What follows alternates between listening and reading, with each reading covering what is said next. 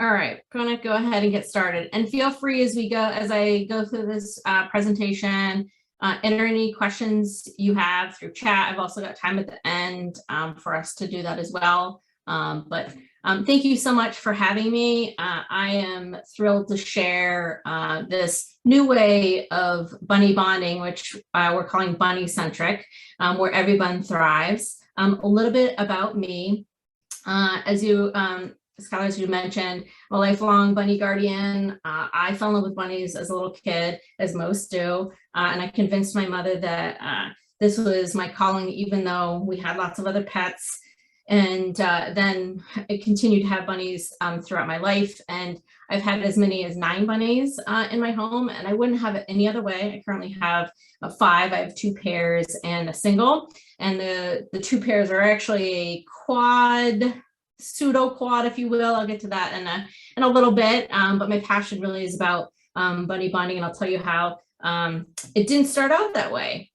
As Skylar had also mentioned, I'm really passionate about special needs buns.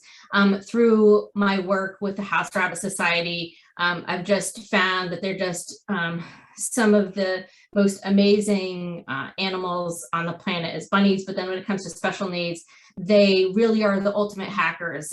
They have so much joy and love when they're given a chance to thrive and rehabilitate. And I've been really fortunate, and you'll see a few pictures of my kids over the years and how they've really overcome some severe obstacles.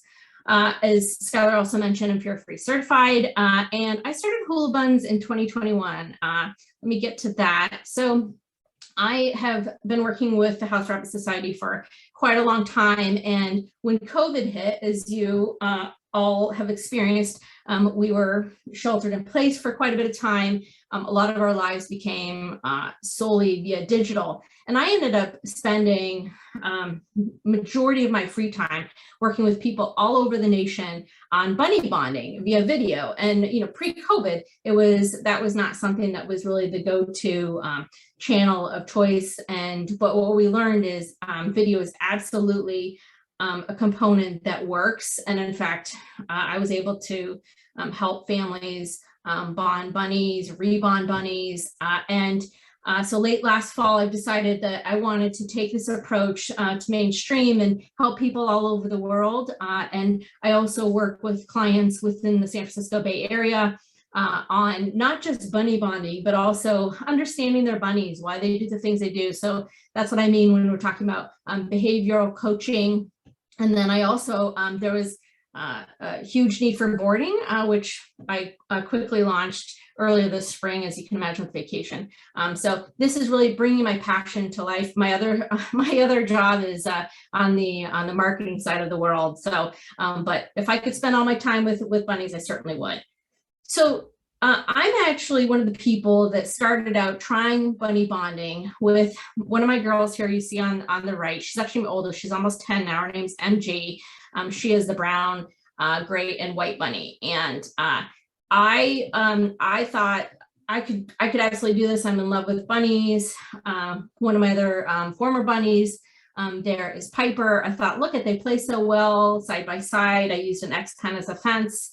And I got into there, and if any of you have tried bunny bonding, you quickly realize that it is emotionally and physically intense. And there's so many different approaches and pieces of information on the internet that it was really, even for myself, thinking I was a bunny expert or quite knowledgeable. I thought, you know what, this is really intense. These are my kids, and I looking back, I gave up too easily, and especially now that I have so many buns that I bonded, just seeing that magic. And there was, I'll talk a lot about the components that I missed, and I'm so glad that I've come full circle and can empathize with all of the people that I now work with, because I've been in their shoes. I know what it's like to not know, what's the getting to know each other language, verbally, non-verbally, because some bunnies are, do make sounds,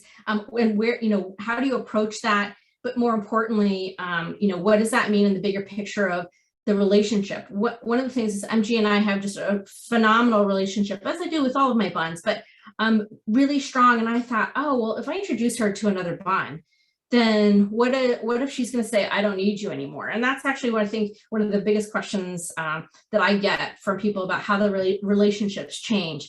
And what I say is, they typically change for the better, and especially when it comes to bunny-centric bonding, because this is really developing the relationships between the bunnies and then deepening the relationship they have with you, because they're looking to the humans as a critical component of safety and guidance throughout the bonding experience. And I'll talk a little bit about what that means. Another question I get all the time is, my bunny seems really independent. I don't necessarily think that they want a friend. By and large, bunnies do want a partner. And there are some that maybe that's not the right. I personally have had buns who didn't want. I tried many buns, and that just wasn't for them, and that was okay. But MG is now on her second boyfriend. Unfortunately, her first boyfriend passed. But case in point, in that once she learned the magic of being bonded with another bunny, she quickly bonded with another mate. Following the loss of her other partner. So this is something that they, by and large, do want to make that connection with another bunny. I think the most important thing I could ever share with people who are interested in bonding their bunnies is that it's always the rabbit's decision and choice. There's a lot of different ways out there, as I mentioned, there's no right or wrong way to do it. But I think we need to factor in that this is just like dating, and I'll get to that in a couple minutes, but this is about their personalities, and that oftentimes it's not as easy as doing a speed date, because there's so many different dynamics about the backgrounds and the personalities of those buns. So at the end of the day, it comes to them, and then also factors into how long it takes and where that relationship goes from there. So another quick fast fact for you is, oftentimes people say, oh, I need a bunny that's just like the size or the age. Size and breed do not matter necessarily when it comes to bonding. It really comes down to that dynamic of what they're compatible with. And in fact, my current 2 pairs couldn't be a greater difference of size and personality and age. So it's really finding the right fit for your bunnies. But personalities do matter. And I'm sure there's quite a few of you listening to this presentation who are laughing because they have bunnies with personalities that are sometimes bigger than humans. And let's celebrate that, right? Let's make sure that we then find that bunny a great friend, a mate that's going to help them thrive. So what does it mean when I say bunny-centric bonding? And these are actually a couple of my bonds that you're seeing here.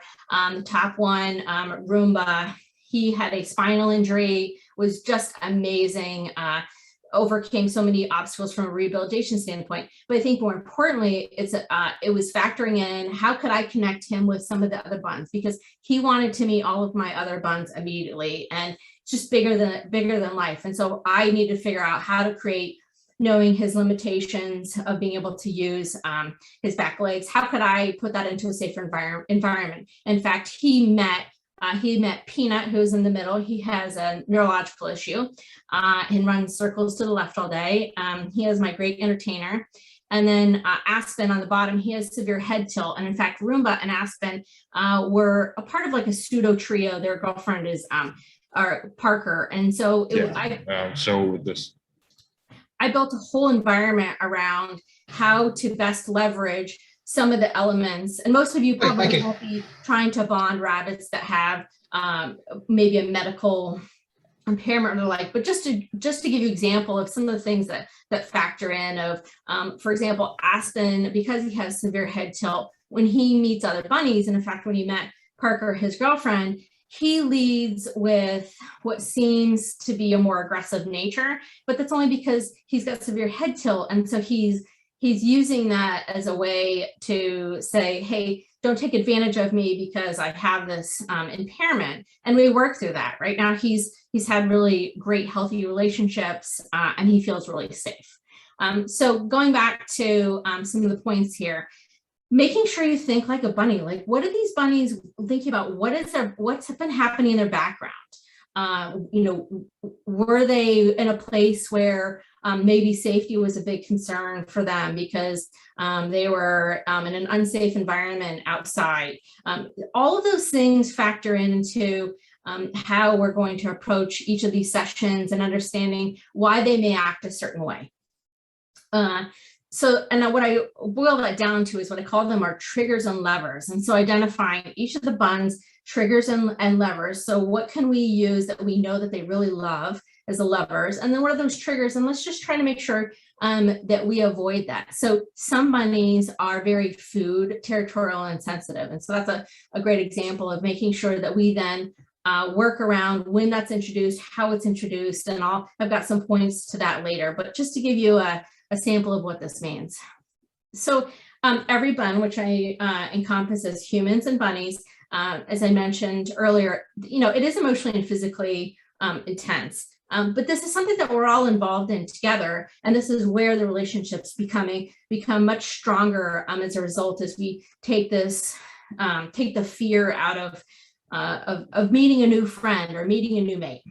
So just like with humans and dating, or if you're a child and you've met a new friend at school, bunny bonding is really similar to this, in that it takes hard work and patience, but it also takes skills. No one is necessarily just walks onto a playground or into a dating environment and says, okay, I know exactly how to do this. There are some learned lessons along the way. And so oftentimes I encounter bunnies and we're going to bond them who may not have ever encountered another bunny. And so for them, this is, other than maybe when they were first, as a baby. And so for them, this is really teaching them as to what those social cues are and really guiding them in that direction towards a nurturing relationship and understanding that, because as I mentioned with Aspen, there some bunnies, because they're compensating for something else, they may seem more aggressive when that's a trigger, and that's not necessarily who the bunny is. I mean, Aspen can be, more of a sweet love. So it just goes to show you that all these different dynamics matter. So another thing when we talk about bunny-centric bonding is that the human engagement plays a really critical role in making sure that this is fear-free and bunny-centric. And so what I mean by that is oftentimes I've heard people say, okay, I've tried bunny bonding. I put them in this X pen and there was all these tornadoes and fur was flying. And oftentimes I say, let's just back out of that were you in the pen? And so sometimes it just comes down to environment and physical elements and starting those building blocks there.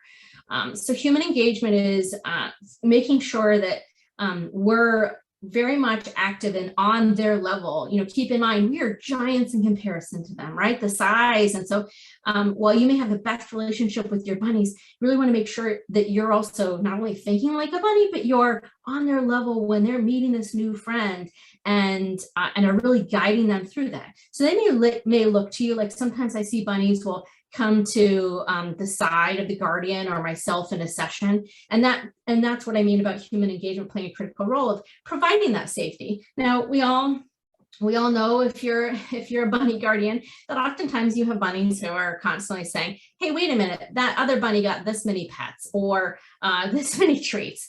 So we want to make sure that we also play neutrality, but creating that safe environment where if a bunny is concerned about meeting another bunny, that we become that source of safety and guiding them, that it is a good idea to consider meeting this friend.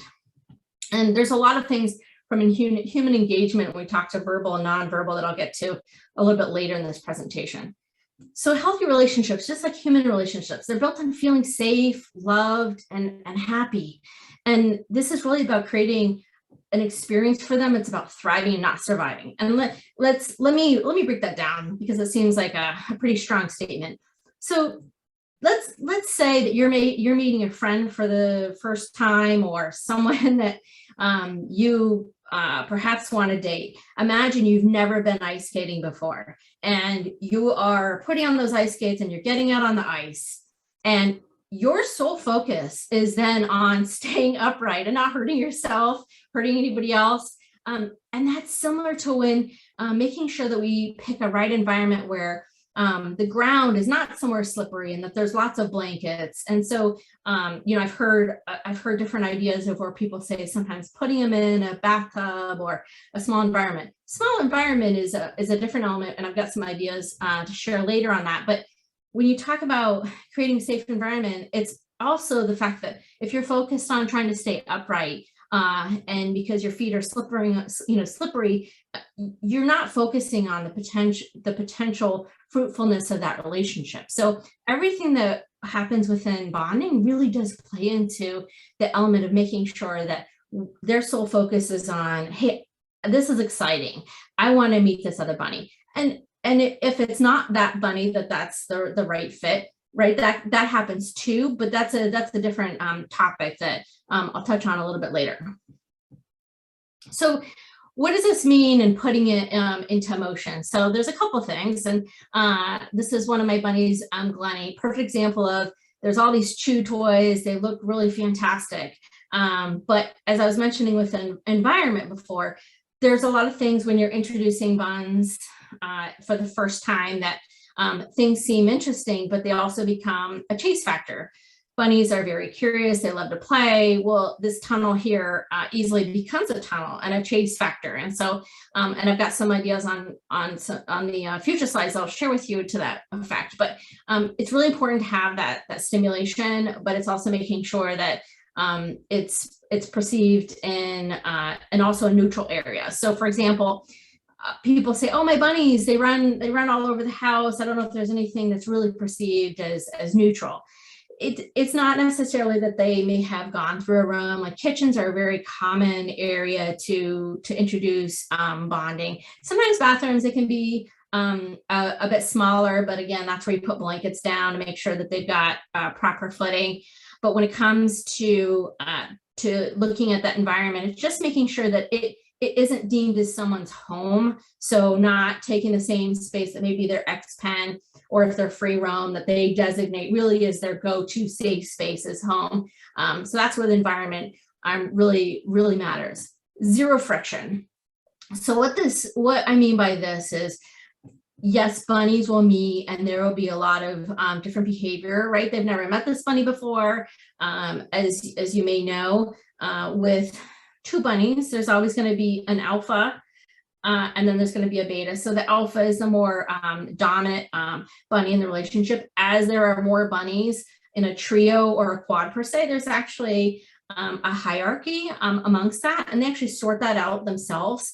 But back to what I was talking about, like, let's just take two bunnies. What I mean by zero friction is not getting into a space where when you're guiding the introductions with bunnies, it's really a focus on making sure that they feel really safe. Everything is very much focused on a nurturing environment, and we're avoiding any potential biting, chasing. So there's things that you can introduce to break that up, and like a dustpan for safety, or oven gloves, because sometimes you do need to step in and break things up. But what we don't want is to let it go, because the sorting out can lead to a lot of damage. So back to what I mean by zero friction is making sure that we're guiding in a very natural but constructive way, and avoiding those issues that will lead to a tornado. Knowing when to look for a certain behavior, like if their tail goes up. If you've ever seen a bunny who's triggered, their tail goes straight up, and you'll know. You can also see that their body tenses up, and you can see, okay, this might lead to a scenario. Why is it that they are suddenly becoming triggered? Is it because maybe they're in the corner of the X pen and they feel cornered? Is there a way you can move the bunnies amongst the space so they feel like it's more neutral? Those are things of where you can minimize the elements of friction that may be introduced. Another key element that I think is one of the most critical points to any success of the bonding that I've done with people and my own bonds is, bunnies are just like humans in that we want praise, right? We when someone tells you no and it's it's very finite, it's very hard to course correct with that. And so what I advise people to do is use redirection and praise. So basically you're using all these verbal cues to tell them when they're doing a really great job in the session. So even if they're coexisting and they're sitting on opposite sides of the space that they're in, it's about acknowledging they're doing a great job. They're relaxed, they're open to this relationship. This is fantastic. Maybe they hop by each other and either one seems like they want to, go to an area of friction. That's fantastic. So let's reward them with this verbal praise and make sure that they know, because in their mind, and granted, I cannot read rabbits' minds, I wish I could, but in their minds, they're just like humans. Like, that feels great when someone tells you you're doing the right thing. And wouldn't you want to do more of a thing that you know is good in the eyes of others? So very similar philosophy.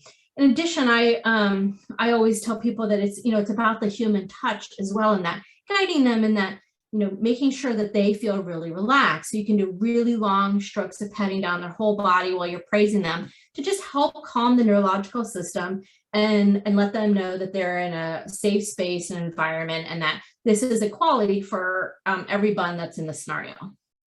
And lastly is, how do you navigate the territorial elements carefully? So, again, this could be something that's perceived as a toy. If there's anything that a bunny you think is going to hold on to, or, this could be something where you wait to introduce a litter box, because a litter box becomes an issue for one of the buns that all of a sudden becomes their safe space in these bonding sessions. And I've seen that happen. And a way that you can mitigate that is to introduce 2 litter boxes, so there's no need to. And then, in fact, I have a client I've been working with, and it's really amazing to see that evolution, because one of the buns became very attached to the litter box in the session. And so then, of course, that encourages the other bunny to say, what makes this litter box so prized? And so we then introduced 2 different litter boxes. And what they realized is, hey, we can both be in litter boxes at the same time, and nothing's happening, and nobody feels like one's getting access where one isn't. And what these buns have now done is they've moved on to sharing a gigantic litter box. They're at the very tail end of being bonded, but we went from having this gigantic pile of hay down the middle where it's just, can we just get in the litter box safely without an issue? And it's really amazing just to see, again, thinking like the bunny of, is this going to cause an issue for someone? And then what can we do to navigate through that? So how do we build these shared wins? Apologies for this willow tent that you'll see here on the right, but this is a well-loved, well-used toy in my house. And for a lot of the people that I work with on their bonding for their bunnies, I highly recommend it. It's a great tent when it's upright. But what as I mentioned about things that could be a chase issue, what I advise people is get a toy like that. If it is, if you can actually have a way to turn it on its side, and then it becomes something where it's so big that they can actually both chew on it from different perspectives. And what that's doing is it's building up this, hey, we're doing something that we both like together. And it's really taking away from any type of territorial issue, and it's building on the really healthy building blocks that we're trying to get to. Another element is this, if you've seen these, they have different shapes, wave, cardboard scratchers. My buns love this X shape, but it's huge. And so they can come at it from different angles. What that also does is it reduces any type of anxiety or anticipation you might have as you're working through the bonding, to make sure that you're encouraging them to be stimulated, right? They're very curious creatures, but enable that to happen in the session without it being a direct head-to-head encounter, which, for people early on in the bonding, if it's not first love, that could be something that that causes some anxiety. So we want to make sure that we're definitely navigating through that. So something to work through.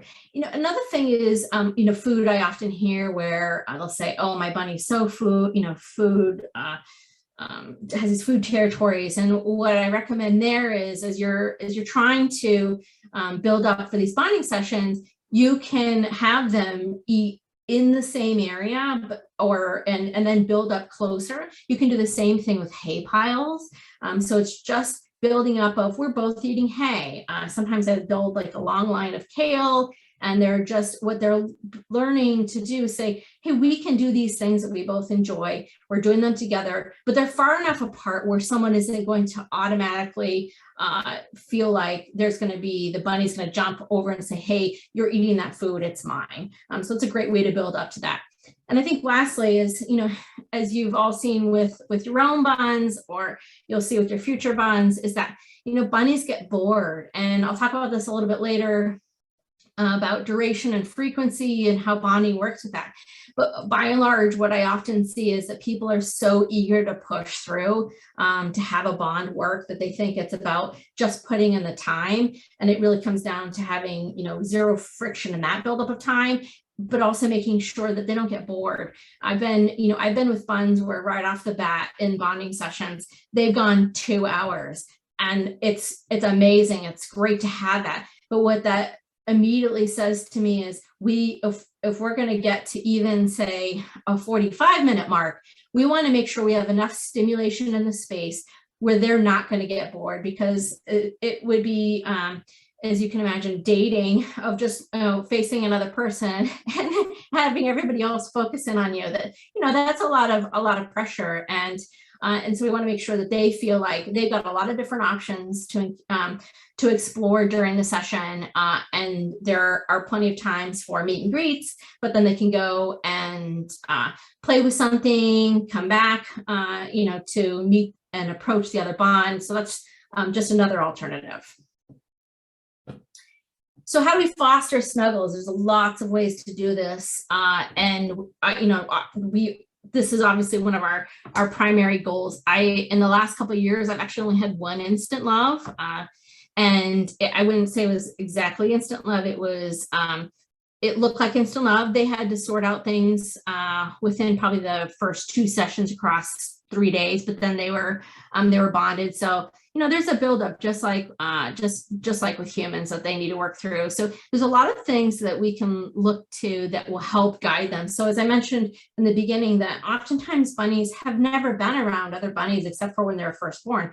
And so helping them understand and learn the social cues and the norms of how to be with other buns plays into being bunny-centric. So what do I mean by that? So as you see here, this is my bunny stroller that I use for a variety of reasons, but I found that oftentimes if bunnies haven't been around other bunnies or have had a mate before, just the feeling of having another bunny side by side as they lay next to each other in there helps get them acclimated of like, hey, this feels good. I've got a friend, we're snuggling, this feels safe.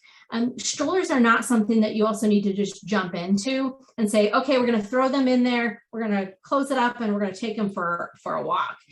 I advise people actually to put them in there, to pet them, make sure that you're keeping a close eye, make sure no heads are turning to try to bite each other. And you just keep the stroller still while you work with them. Make sure you don't stand over them, but if you're on your knees or you're sitting down, and it's just a place to say, hey, let's get comfortable to this feeling of being side by side. And that can be a great buildup when you have to have that breakthrough later on, because when you're in a session, say in an X-Pen type environment, you can then put them together side by side, and it's a stimulation of like, hey, I remember how this feels. This is great. And they'll be much more interested in just hanging out and being pet by the humans with that. So I talked a little bit about avoiding environments that are stressful to rabbits and humans. As I mentioned, there's so much information out on the internet that in a variety of ways. One of the things I get asked quite a bit about is carriers of my buns live side by side. Can I just throw them in a carrier? I'm going, I have to drive somewhere or I'm going on a trip. And it's interesting. So there's a couple of things I'll break down there. Is one, living side by side in X-Pens is not close to being bonded. In fact, I've had buns in my own home who have lived side by side in X-Pens who seem to coexist, who seem to lay side by side. and they get together, and they actually were never compatible, and I was never able to bond them. And that's not to say, oh, it's a yes or a no or a black or a white thing. It's just that what can be an appearance of what happens in the safety of their own home doesn't necessarily directly correlate, or at least right away, to an environment. So when you put them in a carrier, and so they're now with this complete stranger, and they don't know what to expect. This is really going into a stressful experience. Imagine being in, whatever your trigger is, a scary environment of, you don't know what's happening, you don't know who you're next to. We want to get away from just having the survival aspect, but really be, okay, if they're going to be in a carrier, it's because we already know that they can get along well. And here's why: because say you were to seatbelt them in and take off, and all of a sudden your bunnies start fighting the carrier, not only could they be emotionally and physically hurt, but you trying to navigate to get to the side of the road, to then try to break that up, it becomes a really complicated situation. So I always recommend that people hold off on carrier and those type of tight environments until you really know that it's a safe space for both the rabbits and the humans to be in the environment. And that's not to say that I haven't seen a stroller or a carrier work really well for getting buns to just snuggle up and for them to feel that safety. That absolutely happens. I just wanted to talk a little bit at large about some of the other sides to it that could happen that we would want to avoid. Oftentimes I hear that people say, oh, aren't they like most animals, and I can put them in a space, and after enough time they just will have worked it out. Unfortunately not. I mean, this is some buns can work it out, but unfortunately what we don't want is to put anybody at risk. And this is why I've become such a big proponent of this from a bunny-centric perspective. How can we approach bonding where we avoid conflict at all costs? And we're just we're doing healthy navigation through all of those interactions. So working it out is complex. There's a lot that goes on when you're doing the bonding, of knowing when to when are they sniffing each other and just figuring out who's alpha, versus when do we think it's going to lead to a fight. That's actually a topic for a whole nother day. But there's a gentle way to having them work it out, versus having much more of a, they can naturally work it out like some other types of domesticated animals. So I mentioned a couple minutes ago talking about duration and frequency, like when they matter and when not to overdo it. It's by and large, it really comes down to how long can you go with zero conflict. So if you can have a really successful session that's 15 minutes long, and that was just a couple what I call drive-bys, they just hop near each other and they are they sniff each other and everything's great and they're coexisting, fantastic. That you don't have to push for an extended period of time and really get to that edge of, hey, I got to, an hour and 30 minutes, or, when does the bonding become fully bonded? I really stress on, if you can get healthy building blocks of sessions, you are going to get to a much more successful bond and healthy bond much faster than having a lot of setbacks. And so what I mean by that is, if you could get to a session where you say you get 45 minutes, that's fantastic. What we don't want is we're pushing so hard to build up the time that maybe a bun gets bored, one's tired, they have moods just like humans. Let's not try to push for that where they end up leaving a session where they've had a kerfluffle because it was a push for time. I really look at, the rabbits call the shots when I do sessions with my clients. And so it's really understanding their behavior and what they're up for and how long they want to go. And then the frequency, I think, is another thing of, frequency does matter. You do want to have a cadence. I've heard people have been, they've asked if oh, they got into a big fight. I've heard we need to separate them for X amount of time. I actually have done multiple rebondings for bunnies that have fallen out of a bond and had serious fights and what have you. You know, again, it goes back to reading the bonds and what they're up for. I don't think there's a black and white description of when it, you know, how long do you need to take. Bunnies are very resilient.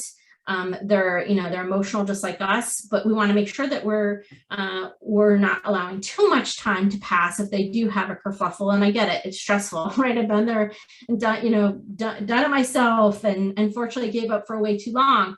So, but we want to make sure we just get back to it, and let's get back to those zero friction sessions, making sure it's really healthy, and then getting that good cadence. So focusing more on quality versus quantity. I also don't recommend, some people are like, I need to get this done in 2 weeks. That would be magical if everybody could get that going. But again, it's up to the bunnies, and it's also humans have schedules as well. You know, what I tell people is, you know, go a couple days, but then also give everybody a break. If you're having really high quality zero friction sessions, what ends up happening is the buns are really excited to get back into a session, and you'll see that it's much easier to get on that cadence. You know, there's not this trepidation of, oh, okay, we're going into a bonding session, and humans and bunnies feel that. So we want to make sure that we're taking all of that into account. So lastly, you know, this is, you know, again, this is where everyone can thrive. You know, we need to make sure we lead with empathy, just like humans, and we really crave that others understand, and they don't have to have walked in our shoes, but that there's an understanding that there is a need for empathy, and that they may have come from a background, you know, that wasn't ideal, and that these bunnies are working through it just like humans do. And so making sure we're really sensitive to that, and as we approach the bunny bonding, that's factored into the things that could be those triggers. And then also make sure that, hey, we know in this new environment they're very excited to be in this forever home. Let's build on those levers and make sure that they feel even more fulfilled in those areas. Patience, of course. Bonding is, you know, it's sometimes a bit of a roller coaster, but I say it's absolutely worth it, and just keep doing it. And if you have a hard day, take a day off and reset. Oftentimes I'll see bunnies who have this amazing trajectory of, this looks so great, it's going to happen so fast, and then there's a plateau, or maybe there's you know, there's a tornado or something that happens. That's just something that happens in a variety of bunny bonding scenarios. Don't get discouraged by it. It's just as they're working it out, just like humans work it out.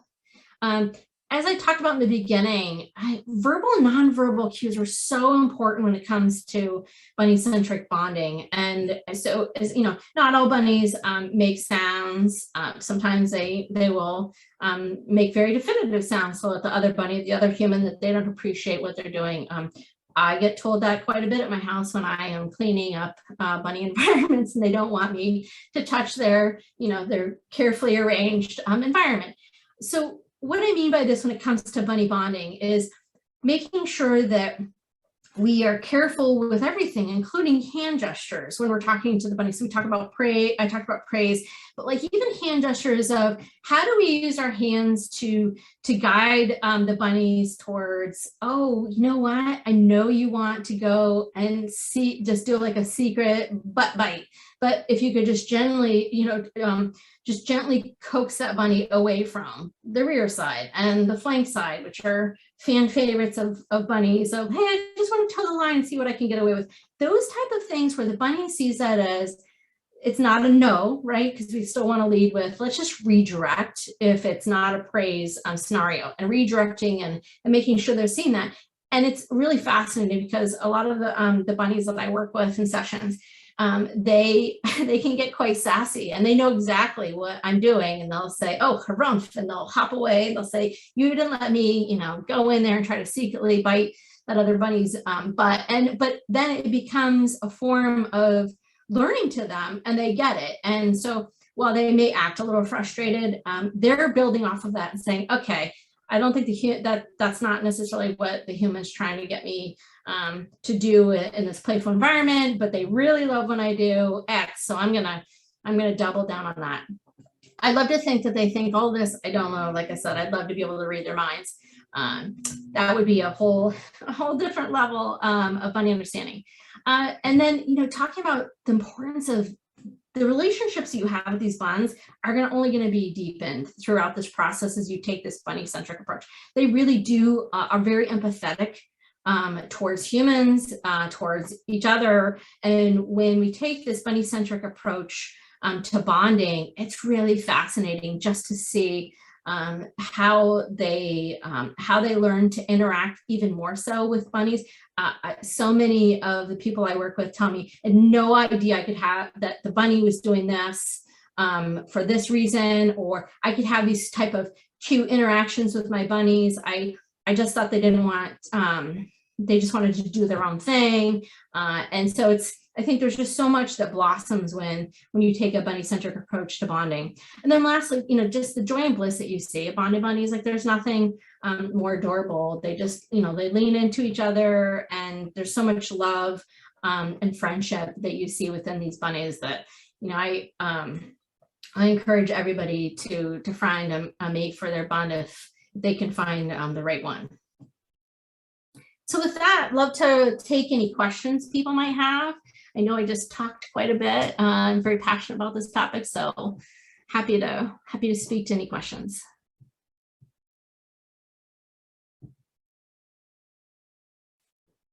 I want to go ahead and say thank you so much, Shannon, again, for volunteering to do this talk. That was a wonderful presentation. I know that we had saw some a question in the chat about where they can find this video, and Mickey had answered that you all will be able to find these pre-recorded the videos after we've recorded them. They will be on our website, SonomaCountyBunfest.com. It'll be about a week to go ahead and get that up and running, but you all will be able to find that there. And you can also find Shannon's Hoolibuns website there as well. It's right underneath her bio. And then I actually just saw that you do have a question, so I'll go ahead and pass it back. Great. I see this. Raina, thanks so much for the services. So there's a lot of detail on Hoolibuns. In fact, you can also read some great biographies I wrote for each of my buns, Team Hoolibuns. So if you want some good humor, I work with people on a variety of coaching, so not just bunny bonding. I also work with people to help better understand their bunnies, how to create the right environment for stimulation and curiosity. People often say, how do I go? I want my bunny to be free roam, or at least not specifically in an X pen and the different type of environments. So you name it, if it's helping buns live the best forever life in their forever home that they can, I do that consultation. And then I also do boarding. I'm located in Oakland, so if anybody who's willing to come to Oakland, this is your welcome place for you and your buns for boarding. Great. Okay, here's some great questions about aggressiveness. How do you start bonding if one is very aggressive initially? Really good question. So I have 2 girls, one in each of the pairs that I have currently, who I actually thought were extremely aggressive towards other bunnies. And in fact, that's why I gave up for so many years, not realizing that it really, they were aggressive because of their prior background and not understanding the triggers and the levers. So I would recommend that as you sit down to figure out your plan for bonding, that you understand, well, why is this bunny being aggressive? What are the triggers that are actually prompting the aggressiveness? And then how can we create an environment in these sessions? And sometimes it's just working one-on-one with that bun and the human, right? Of how can I make them feel safer? Because I do encounter aggressive bunnies within my clients. They have that same where they actually weren't aggressive until we went to go do bonding. So you see like a different light. So it's really understanding what could be causing that, and then how can we build build an environment and some sessions that actually work to them feeling more safe. And I think this is really where it comes back to the importance of the human having a really critical part in the bonding process. So hopefully I answered that. Let's see, next question is there an age at which you say it's not worth putting them through the stress of a bonding? An older rabbit that has always lived alone, for example. So I think that's up to the individual bun, and also making sure that you just work through, again, any type of situation. Like, for example, I have quite a few handicap buns that I had to work through. My oldest girl, she's almost 10, and she didn't actually have her first bond until she was 6. So I wouldn't say it's necessarily an age perspective when it comes to their latter years, but more so of what are you working through from any type of health scenario that they may be trying to, that they need to be concerned about, right? Because then it does, this is again, when it comes down to personality, because personalities vary, it's not breed specific. I think that's another thing that people think their breed and a personality are necessarily tied together. I always say don't judge a book by its cover, because all of my buns, I mean, they are night and day from when I met them in the rescue environment, and that's because they're in their forever home and they've blossomed. So back to your point, I wouldn't rule it out. I think it's really just a matter of what's going on with that bun, and if you think that they would be open to it. Does sex matter? Okay. So a couple things here. It's nearly impossible to bond bunnies who have not been fixed. There's so many hormones that are floating around. What I recommend for my clients that I work with is that both bunnies have been fixed, and it's been a month since their surgeries, because they need enough time not only for healing but also for those hormones to dissipate. Because while we can't see it in the air, that those hormones are floating everywhere. Sex doesn't necessarily matter. You know, I know there's a lot of different philosophies, so this is my personal opinion. There are occasions when people say, you know, oh, boy, girl, like both my pairs are boy, girl, but I work with a lot of clients where they're the same sex. You know, there are some scenarios where you want to be careful if they're from the same litter. But again, you know, I wouldn't say that there's an all one way or no, you know, this way or that way to do it. How do you find the next question? How do you find the most compatible mate? Speed dating several bunnies first. An unstable bond is not a good one. I completely agree. So there's a variety of ways. So speed dating, you know, I've definitely had lots of experience with speed dating. But the amount of personality changes that I see with the bonds that I work through, there's so much that happens beyond like the first 5 minutes, 15 minutes, and, you know, through multiple sessions. I will say that it's pretty easy to see when a bond will not work. I've had to do it, but only a handful of times. So for compatible mates, you know, most of the rescue organizations do a phenomenal job of understanding the buns that are in their care, looking for forever homes, and can really guide you as you talk to them about your bun and personalities. I think that's been just a huge game changer when it, as a result of COVID, and as a net positive, and that we're able to really to hone in on personality matches, and I've seen a lot of great wins. But, you know, I think it's very clear to see when buns are not going to be compatible. People say, what exactly is it?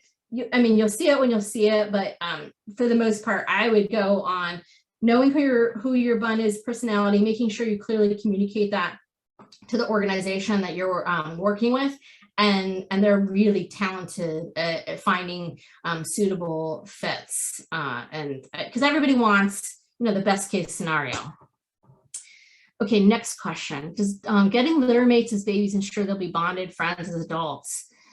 Not necessarily. You know, that, you know, again, as I said, you know, I have not seen this firsthand, but occasionally you can have litter mates and again, I am not a doctor, but you can see litter mates where they're on the male side, it could lead to more fights. However, I worked with a bonded pair of boys who actually had a fight and fell out of their bond, and the guardians were so committed, and it was very easy to rebond them. So the litter mates, that also is, I think all of these questions sometimes have complicated answers, but I think that's actually a good sign, because I think with the right care and approach to this, we were able to put in the time and effort and approach that's going to win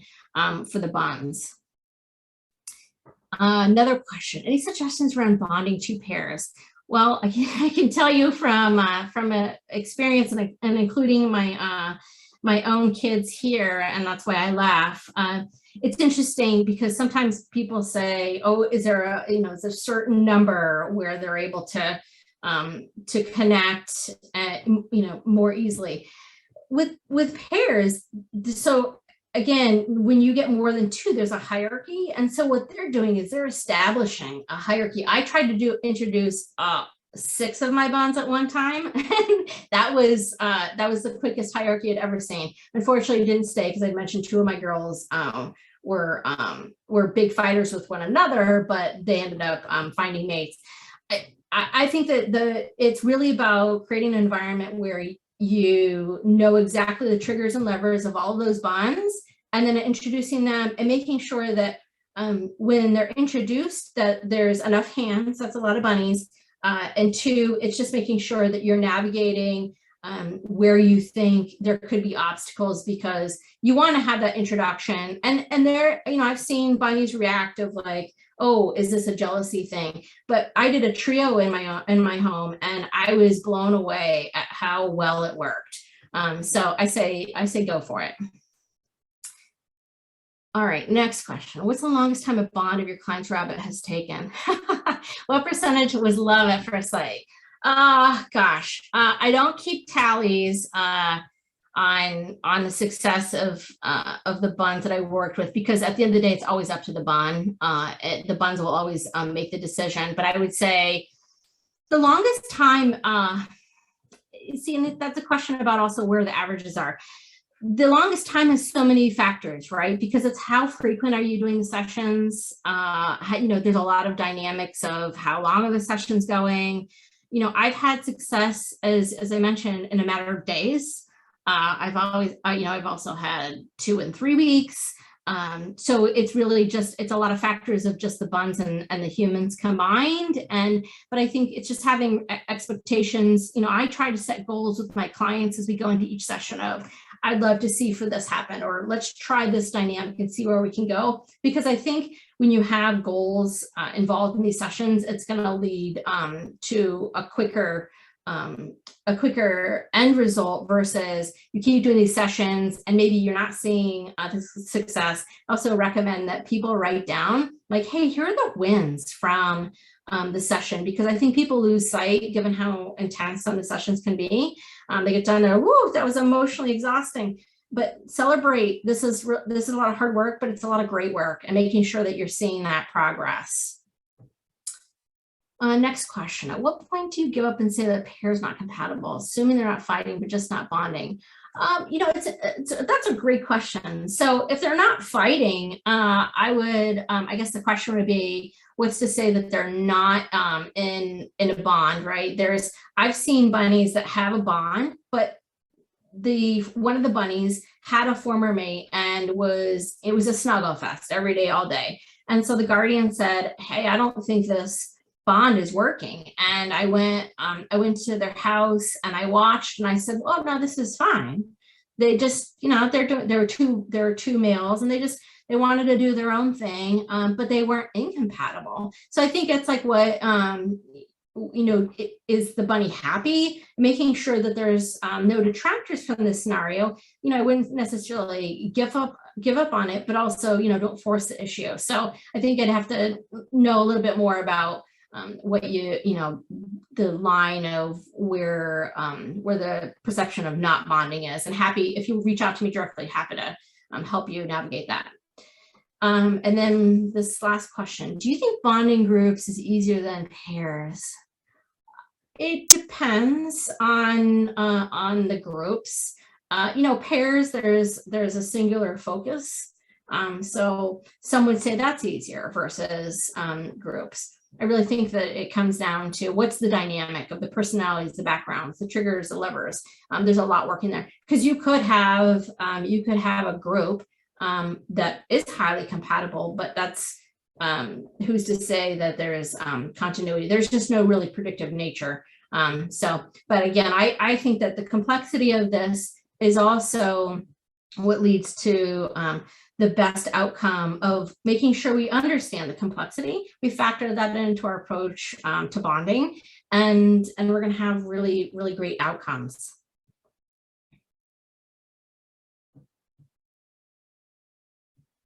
And I think that was the last of the questions. All righty, well, thank you